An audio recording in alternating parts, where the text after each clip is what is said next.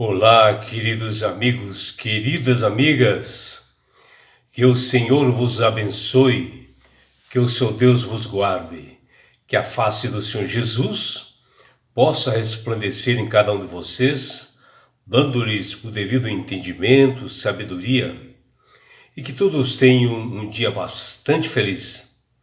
Vamos estudar a lição? E hoje, quinta-feira, 24 de julho de 2025, dentro desse novo trimestre, a lição 4 de hoje, ela tem como título Granizo, Gafanhotos e Escuridão.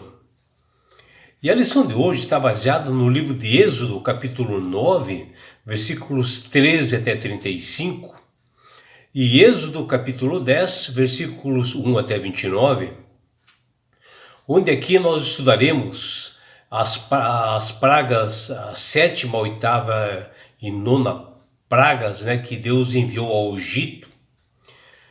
E sendo que na 10ª praga nós estudaremos na próxima semana. O que nós podemos observar aqui dentro da lição de hoje, que a 6ª praga, Deus com antecedência, ele trabalhou bastante no coração do faraó Ramsés III para levá-lo ao arrependimento. Mas isto não ocorreu. O monarca havia atingido um grau de irreversível no pecado, ele estava tomado totalmente pelo inimigo, e ele recusava a bondade e a misericórdia de Deus.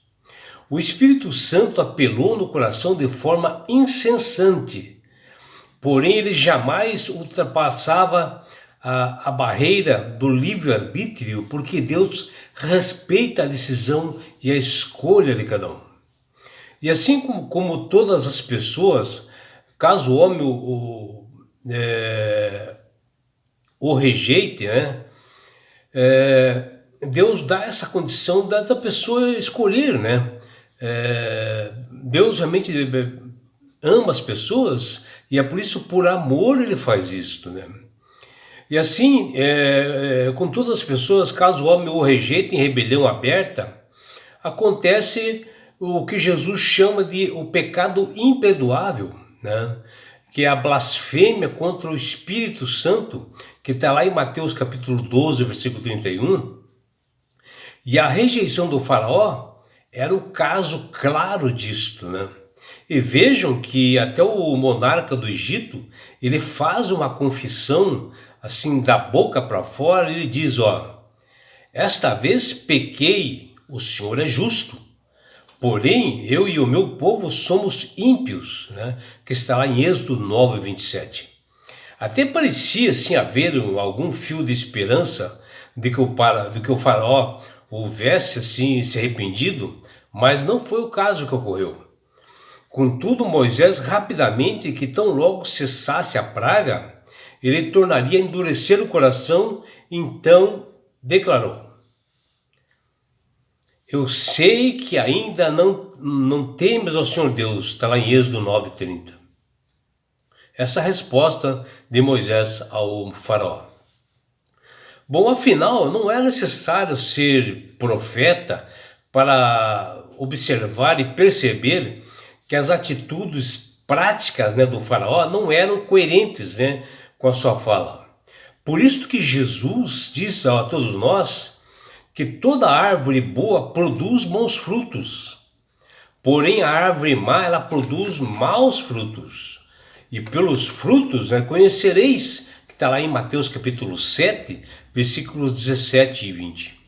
E após Moisés e Arão irem novamente pela 7ª vez falar com o faraó e avisá-lo com a notícia de uma próxima praga devastadora que se aproximava, e essa notícia abalou o coração dos oficiais do faraó, porque essa nação já estava assim arruinada, com 6 pragas anteriores que havia caído. Imagine uma nação assim sofrendo assim nos nossos dias, com terremotos, furacões, incêndios, pestilências e tudo isso num intervalo de curto tempo. Você já imaginou acontecer isso? e certamente o país ficaria devastado e arruinado, que foi o caso do Egito. No entanto, o faraó Ramsés III não admitia de fazer algo segundo a vontade do Senhor. Ele já estava acostumado, ele tentava sempre resolver com os seus deuses, né? E Deus envia a 7ª praga, que é uma chuva de granizo, né? Chuva de pedras. E Deus fala: pois desta vez enviarei todas as minhas pragas sobre o teu coração, sobre os teus oficiais, sobre o teu povo, para que saibais que não há quem me seja semelhante na terra, que está lá em Êxodo 9,14. E mesmo assim o faraó achava que sua deusa chamada Nut, que cuidava, segundo ele, os egípcios, né? Ele cuidava assim da atmosfera, do céu, do espaço sideral. E essa deusa, ela controlava o céu e a terra segundo eles. Que bestialidade, não é, meus amigos? Que coisa incrível desse faraó e do Egito, que é muito comum nos dias de hoje, né? Que cada dia mais se arruma um santo, arruma uma forma de idolatria, e Deus sempre avisando que Jesus está voltando. Que Jesus está voltando, e as pessoas continuam na mesmice, acreditando, colocando um mediador que não é realmente Jesus para a salvação deles. E assim foi no Egito, caiu as chuvas de pedras como nunca havia havido no Egito, e assim era essa 7ª praga, que ela atuou assim fortemente, e os oficiais do monarca temeram, né, realmente porque Deus já havia dito, porque eles estavam presentes ali, e eles fugiram, né, levaram os seus gados assim para uma proteção melhor com seus servos, porque sabiam realmente que Deus iria cumprir.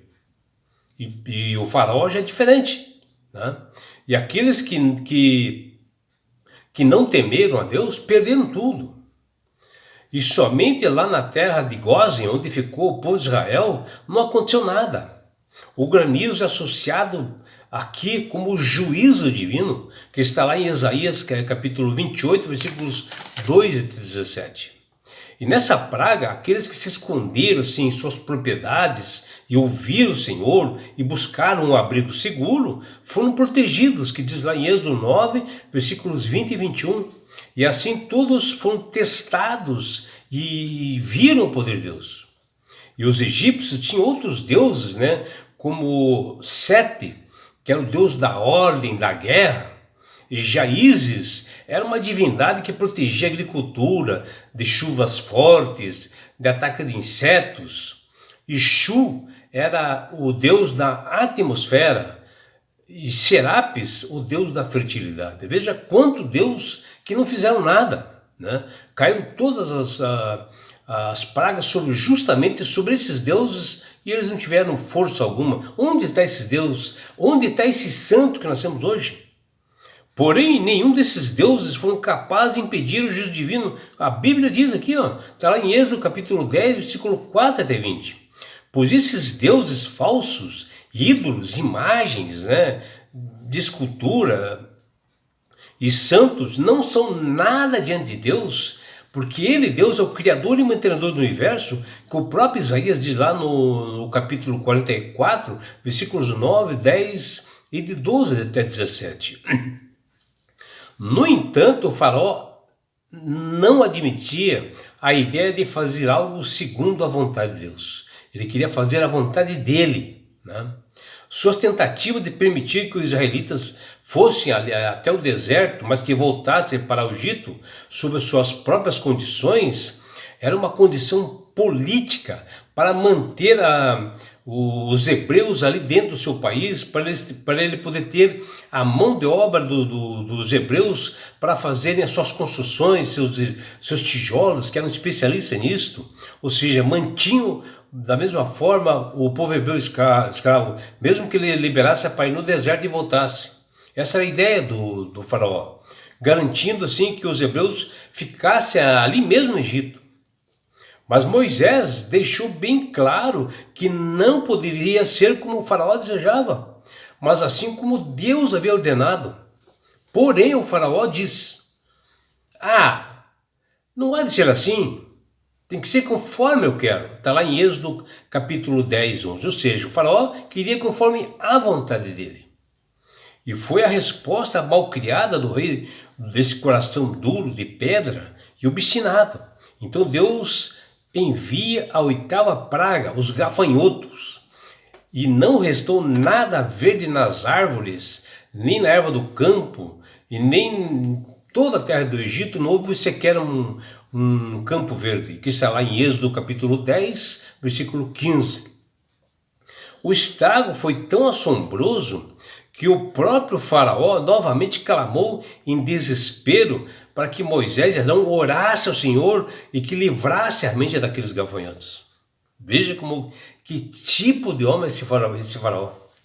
Moisés ora ao Senhor nesse momento e Deus fez soprar um forte vento ocidental que lançou seus gafanhotos para o Mar Vermelho, que diz lá em Êxodo 10, 19.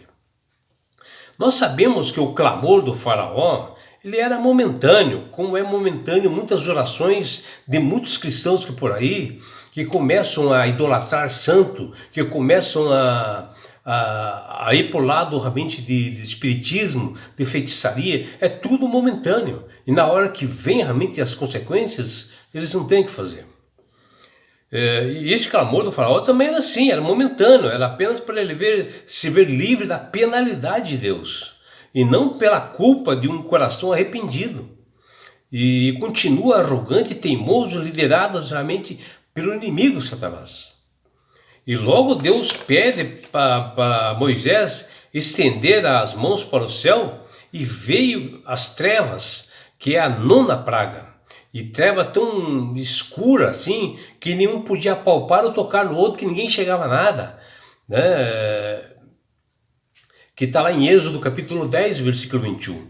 Uma representação da real situação do coração do faraó, que está tudo na escuridão. E vejam, né, o deus Ra dos egípcios, que era o deus Sol, não pôde fazer nada. Por quê?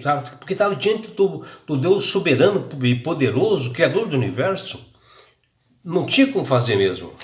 E no entanto, assim como nós vimos assim na lição, independente das calamidades que atingiram a nação do faraó, a nação lá do egípcia, né? O faraó continuou resistindo e não cedeu. E não conhecemos suas motivações mais profundas, né? Mas em algum momento isso pode ser tornado simplesmente uma questão assim de orgulho, de arrogância. E não importava as poderosas evidências que vinham sobre o Egito, sobre o poder de Deus, a clareza de tudo que estava acontecendo, e que a escolha correta estivesse bem diante dele, ele escolhia o errado. Após um pouco de hesitação, o faraó não se submeteu à vontade de Deus, não quis realmente aceitar a Jesus como o Salvador do Senhor, não quis fazer a vontade de Deus, e teve as consequências. Por outro lado, seus servos, ou seja, os servos do faraó, declararam: até quando este homem será um perigo para nós? Vejam, a própria população egípcia estava descontente com o faraó, achando realmente que Deus é poderoso. Deixe essa gente ir para que adore o Senhor, o Deus deles. Olha o que uma pessoa pagã falando para os cristãos hebreus, pedindo realmente para o faraó libertar o povo hebreu. E ainda eles falaram: será que o rei ainda não sabe que o Egito está arruinado? Que está lá em Êxodo 10, 7. E esse é um belo exemplo, né, de pessoas arrogantes, coração duro, que não aceitam Jesus como Salvador e Senhor. Porque antes da ruína vem a soberba, e o espírito orgulhoso precede a queda, que está escrito lá em Provérbios 16, 18. E é por isso, meu amigo e minha amiga, que Deus tem clamado, tem falado para todas as pessoas, para aceitarem a Jesus como Salvador e Senhor. Porque o próprio Jesus diz: eu sou o caminho, a verdade e a vida. Ninguém vai ao Pai senão por mim. E aqui Jesus dizendo que ele é o único mediador entre os homens e Deus. A salvação só vem através dele, não é através de nenhum santo, nenhum papa, nenhum padre, nenhum pastor, nem ninguém. É só através de Jesus. E quando você aceita ele verdadeiramente, obedecendo os seus estatutos e mandamentos, você ganhará de presente de Deus algo fantástico, chama-se salvação. E com isto, na grande volta de Jesus que se aproxima, que está lá em Mateus 24 e Lucas 21, e Jesus, ele, ao chegar nas nuvens dos céus, Jesus, ele levará você, seus filhos, sua família, seus amigos e todos nós para as mansões celestiais. Um lugar, meu amigo, minha amiga, de onde não haverá mais morte, mais dores, mais aflições, não haverá mais sofrimento, não haverá mais perseguições. Você estará no céu. Você poderá abraçar seus entes queridos. Você participará de uma grande boda do Cordeiro, do casamento do noivo dele, Jesus, o noivo, com a sua noiva, a igreja, que somos nós, numa grande festa. E você, meu amigo, minha amiga, terá uma grande oportunidade de estar assim, face a face com Jesus. Já imaginou? Sabe por que Deus quer fazer isto com você, minha amiga? Com você, meu amigo? Porque Jesus te ama. Abraços do seu amigo João Carlos Amorim.